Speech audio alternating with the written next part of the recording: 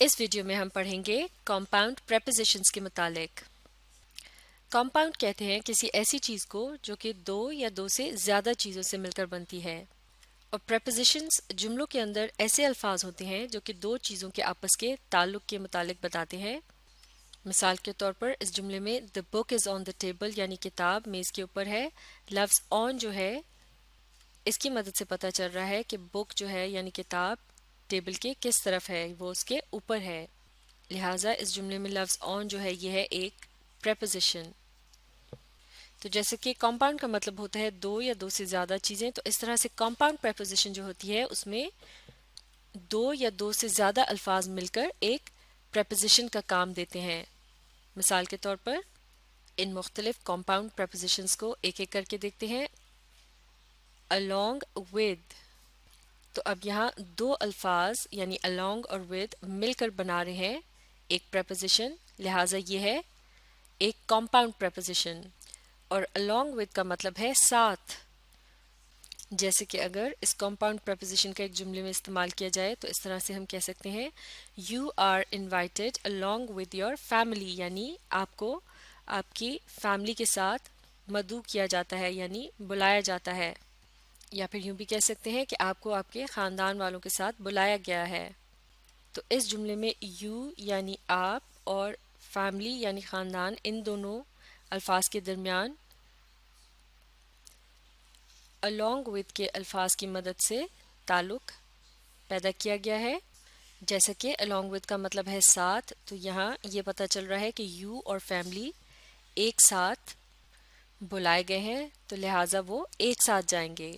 تو اس طرح سے یہ بات بھی پتہ چلتی ہے کہ یہاں along with کے جو الفاظ ہیں یہ دو الفاظ ہیں، لیکن یہ ایک ہی مطلب یا ایک ہی لفظ کی طرح استعمال کیے گئے ہیں، کیونکہ یہ مل کر ایک مطلب دے رہے ہیں جو کہ ہے ساتھ، اور یہ الفاظ مل کر اس جملے میں کیا کام دے رہے ہیں؟ پریپوزیشن کا کام دے رہے ہیں۔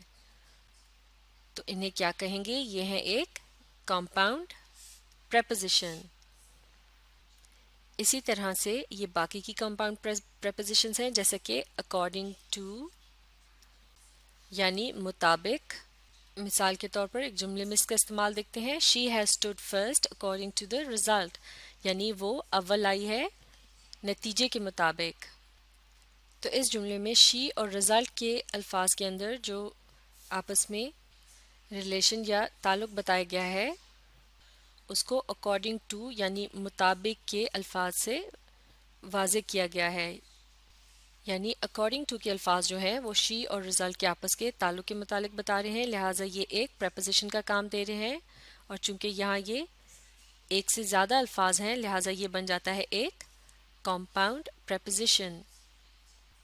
اب اگلی کمپاؤنڈ پریپوزیشن کو دیکھتے ہیں in front of یعنی سامنے۔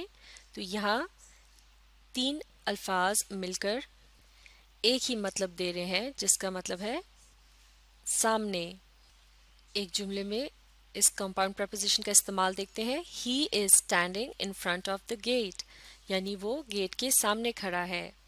تو اس طرح سے اس جملے میں بھی in front of یعنی سامنے کے یہ جو معنی میں الفاظ استعمال کیے گئے ہیں ان کی مدد سے پتہ چل رہا ہے کہ ہی گیٹ کے کس طرف ہے، وہ ہے اس کے سامنے۔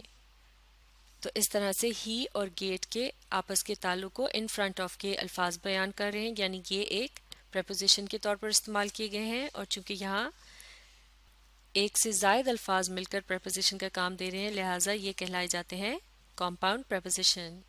اسی طرح سے یہ باقی کے کمپاؤنڈ پریپوزیشن بھی ہیں away from یعنی دور، because of یعنی کی وجہ سے، instead of یعنی اس کے بجائے۔ تو یہ تمام بھی کمپاؤنڈ پریپوزیشنز کی مختلف مثالیں ہیں۔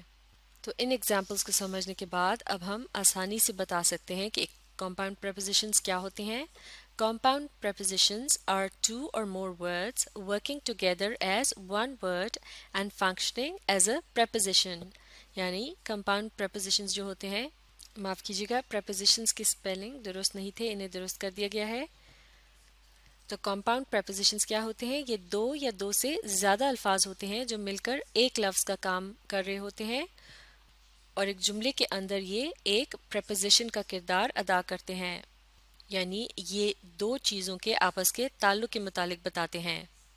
تو آسان الفاظ میں جب بھی دو یا دو سے زیادہ الفاظ مل کر کسی جملے میں ایک پریپوزیشن کا کام دیتے ہیں تو وہ کیا کہلائے جاتے ہیں؟ وہ کہلائے جاتے ہیں کمپاؤنڈ پریپوزیشنز۔